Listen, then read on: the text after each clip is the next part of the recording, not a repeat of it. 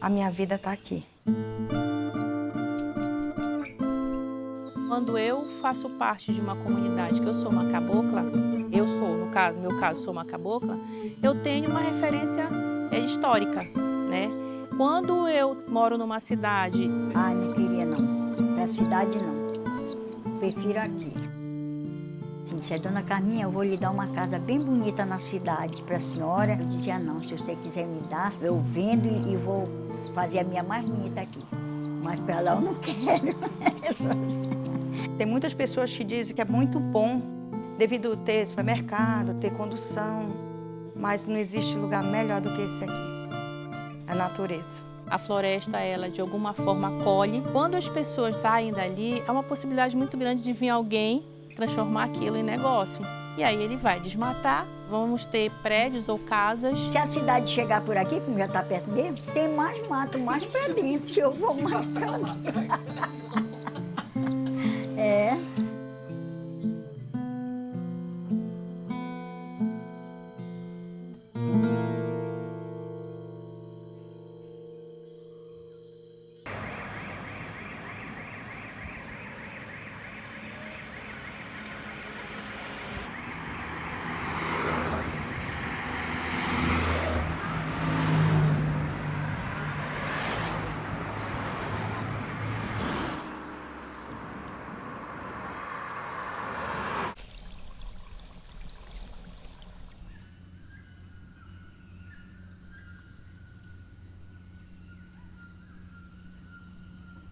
A gente está numa área aqui em que o proprietário viu que é um fragmento de floresta e queria encontrar um meio de preservá-lo. Ele herdou isso do pai dele, que teve a sensibilidade de manter esse local preservado por mais de 40 anos. Existe um mecanismo hoje na lei que permite que propriedades privadas se transformem também em unidades de conservação, que são as chamadas RPPNs. Os meus pais e avós são cearenses, né?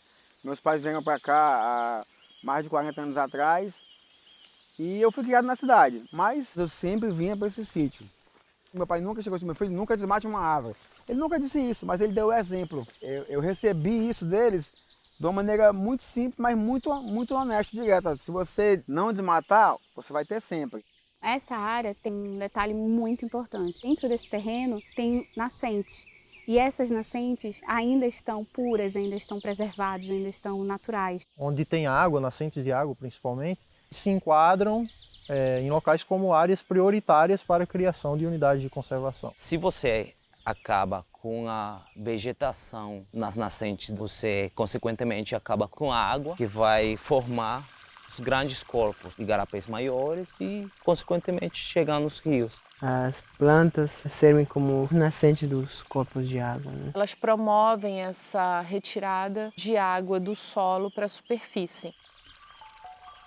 Num dia de muito calor, você vai começar a suar e transpirar. As plantas elas têm o mesmo mecanismo, só que o suor delas, na verdade, são gotas de água mesmo, e água pura.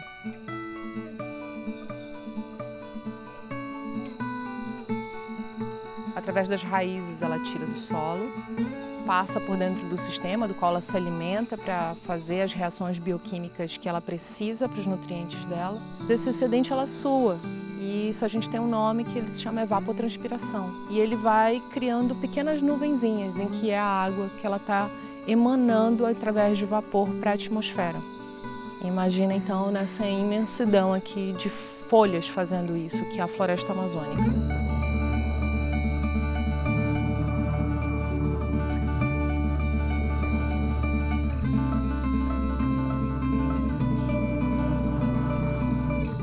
Muito da camada de nuvens que existem dentro dessa região e pelo fato daqui ser chamada floresta úmida, é por conta desse serviço que essas árvores prestam, de levar esse vapor de água para cima, que ele se transforma depois em chuva.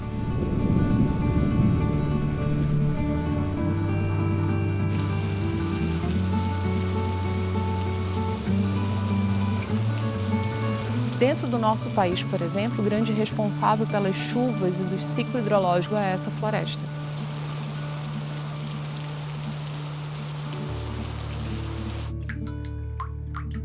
As fontes de água não são infinitas. Se você acaba com a vegetação, você interrompe o ciclo natural da água. Essa associação que existe entre floresta e água é muito frágil.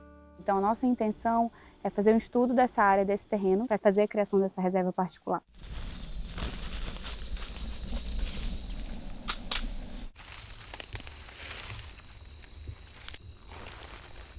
A gente tem que prover informações sobre como é o local em termos de meio ambiente.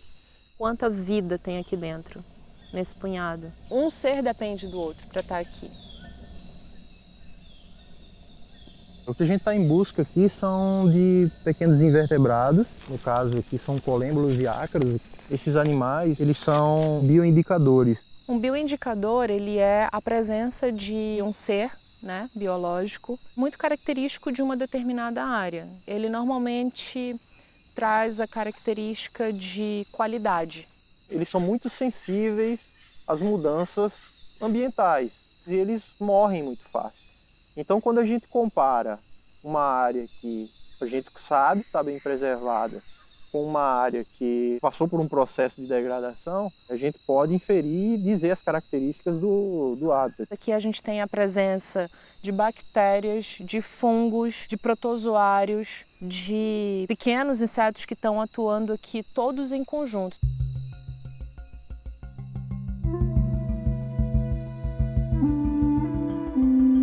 É uma mágica da simbiose da floresta. Um depende do outro para que toda essa magnitude esteja presente.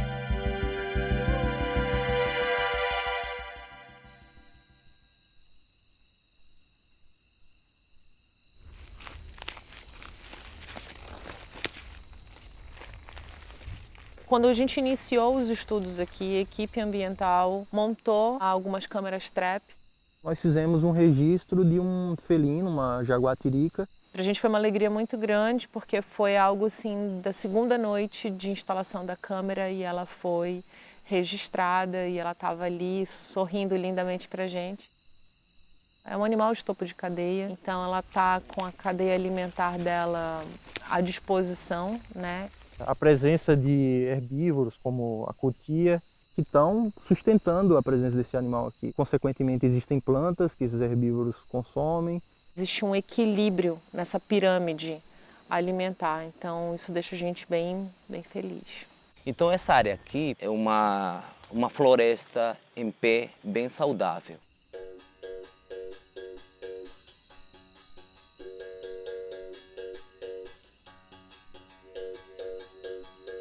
A gente pensa que a floresta amazônica é uma floresta, assim, um mato verde contínuo, né? Nesse pequeno fragmento aqui de 140 hectares, e você descobre dentro de um trabalho de botânica que foi descoberta uma espécie de uma folha que ainda não tinha sido catalogada, você usa isso como uma probabilidade para a Amazônia como um todo. Tudo está interligado, as árvores, os insetos, os animais, a fauna, a flora, tudo faz parte do mesmo ecossistema. Então, eu tenho convicção de que a gente mantendo isso em pé, toda essa fauna e flora vai estar preservada. Eu realmente gostaria que essa mensagem chegasse para as pessoas que virão aqui no futuro, que vão caminhar aqui no futuro, que vão olhar isso aqui no futuro como um local preservado, lembrando que um grupo de pessoas veio aqui, chancelou isso aqui, ó, isso aqui tem que ficar em pé pro resto da vida, porque é uma reserva particular e não vamos matar mais.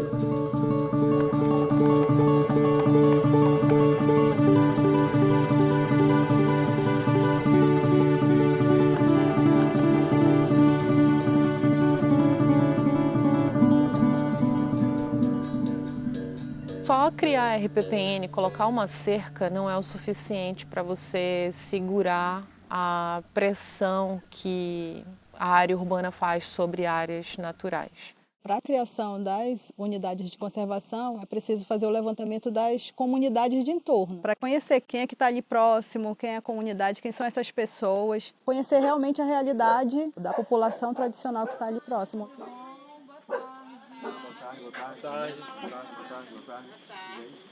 Passa daí, vamos lá, acho que vocês podem... Fabiano. Tudo bem, graças a Deus. Que bom. O final da comunidade dá até o terreno. E aqui a gente pôde conhecer a realidade da população que vive mais próximo da natureza, sem a preocupação com aquele monte de coisas que tem na cidade, como eles colocam. Que eles não têm interesse nenhum de sair daqui do local, porque eles se sentem em vontade. Muitos deles vieram do interior do estado do Amazonas, então aqui eles conseguem encontrar um pouco a realidade. Mora só aqui com seus filhos? Moro só eu com um, que eles saíram agora.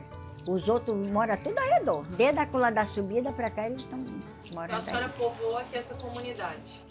Todinho. Meus filhos é quase a comunidade da Carminha. Com os filhos tudinho. Esse lugar traz paz para mim, principalmente nesse lugar que eu moro, perto da reserva, perto dessa mata linda e maravilhosa, né? E isso me dá um conforto muito grande, até para minha saúde. Ai, meu Deus, aqui eu estou muito feliz, mano. Eu planto minhas plantas, não compro verdura nem nada. Planto cheiro verde, planto cebola, planto meu mamão, como meu mamão. O que a senhora está achando da gente transformar o terreno lá numa reserva? Vai garantir que a senhora vai estar sempre perto da floresta, né? É, sempre perto da A floresta. senhora achou bom isso? A senhora gostou? Achei, gostei. Eu vou ficar feliz, né? A Branca disse que aí tinha uma onça. Esturrava atrás da casa dela, né, Branca? Vê não, mas a gente ouve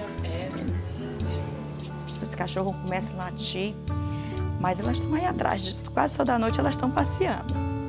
Quando vem alguém de fora para tentar derrubar a mata ou caçar alguma coisa, eles sempre fazem a denúncia para os órgãos, justamente porque eles não querem que isso aconteça, que eles não percam esse espaço. Você que mora aqui e que viveu numa casa, por exemplo, de chão, de areia, de pedra, de grama e com água, chega uma hora que você precisa daquilo. Trazer eles como aliados para a preservação dessa área. Se ele preservar a natureza, ele está de parabéns.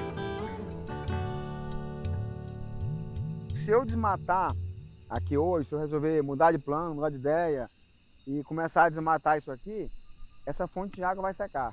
E se essa fonte de água secar, eu não vou ser o único prejudicado. Tem todo um ramal aqui, depois do nosso terreno, até chegar ali a M010, que depende da água como atividade econômica.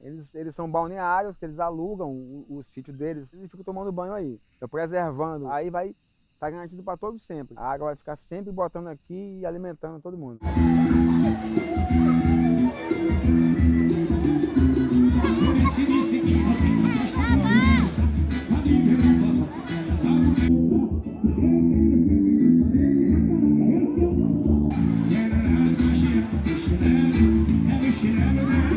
A gente mora em Manaus, no bairro Cidade Nova, e eu estou aqui com as crianças, que elas são da minha igreja. É um lugar onde a gente se encontra em contato direto com a natureza, né? É um lugar tranquilo, sossegado, onde a água é muito limpa, muito pura.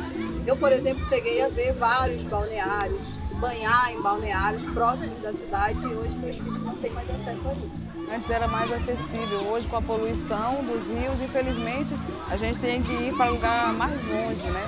Não é tão fácil o acesso como antes. Seria muito triste, né? Perder um local tão bom e agradável, bonito, em contato direto com a natureza, né? Ter a oportunidade de ensinar para essas crianças a preservação, como é bom ter um lugar, né, tão gostoso para se refrescar no sol como está hoje, para justamente tirar elas da frente de tanta mídia, né, de tanta tecnologia.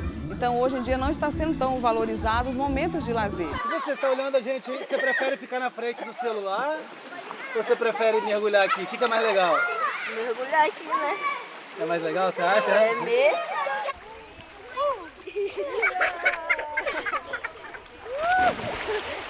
É onde a gente consegue gastar as energias, é onde a criança consegue brincar. Só o fato dessa área estar preservada como ela está hoje, ter nascentes e abastecer alguns balneários é um dos maiores motivos de manter essa área preservada e fazer a criação dessa reserva particular. Se a gente tirar essa área daqui, com certeza é um volume de água que hoje está disponível para a população e que ele vai ser perdido. Se fosse a mesma água, por exemplo, dentro do município de igarapés que hoje estão completamente contaminados, como os igarapés do Educandos, igarapé do 40, o próprio igarapé do Mindu, que é uma referência para o município, onde eles estão quase todos impróprios para o banho, para consumo de qualquer nível, em qualquer categoria.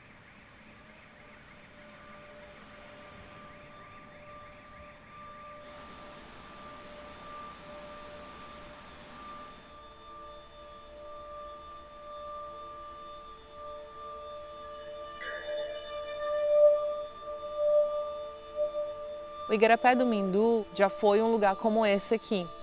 E isso não foi muito tempo atrás. Isso serve para a gente usar como referência para a maioria dos igarapés do município. Então, essa é a velocidade com que a poluição chega. Por isso que fragmentos de floresta dentro de áreas urbanas eles são muito importantes para manter esse equilíbrio natural.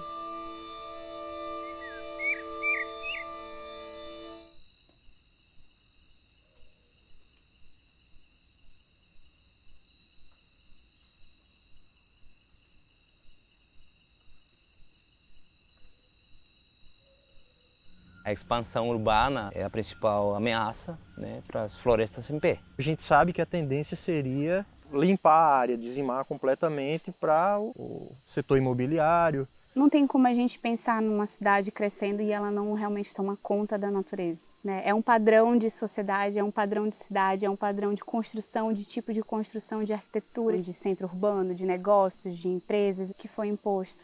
Essa ideia de trazer essas reservas dentro do perímetro urbano, eu acho que é uma ideia inovadora de você conseguir trazer essa conexão entre cidade e espaços preservados. O conceito de cidade é muito amplo, então eu acho que dá para a gente conseguir fazer essa conexão da natureza e da cidade. O nosso melhor exemplo são as populações que moram no interior. São populações que têm, sei lá quantos anos, quantas décadas, quantos ciclos. E a floresta está aí, saudável, não é? Então, acho que a gente tem que olhar para eles como o nosso melhor exemplo. Como que eles conseguem ter essa harmonia com a natureza. A gente só tem que ter um olhar diferente para os nossos recursos, né?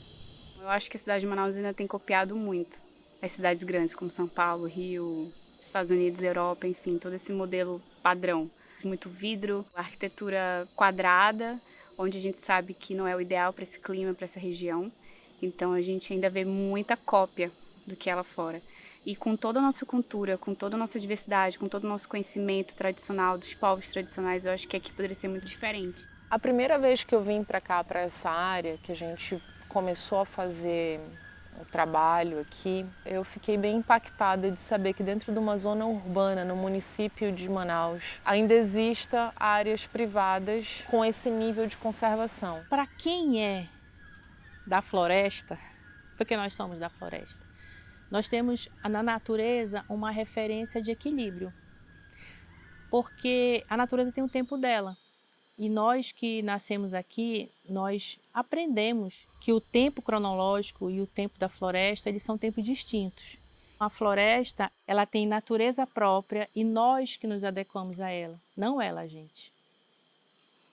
Eu ganhar esse dinheiro da venda desse terreno, de lotear, ia ser realmente um bom valor. Porque o terreno é muito grande, podia ser explorado de várias formas, mas eu ia ganhar uma vez só. Daqui a pouco essa água ia secar, todo mundo no ramal ia ter problema. Então, é uma forma que eu acho que eu vou deixar o planeta melhor do que o que eu recebi. Os seres humanos têm que entender que o planeta não é deles, eles fazem parte de todo esse ecossistema. Perceber que a natureza é que é a dona de tudo. É isso.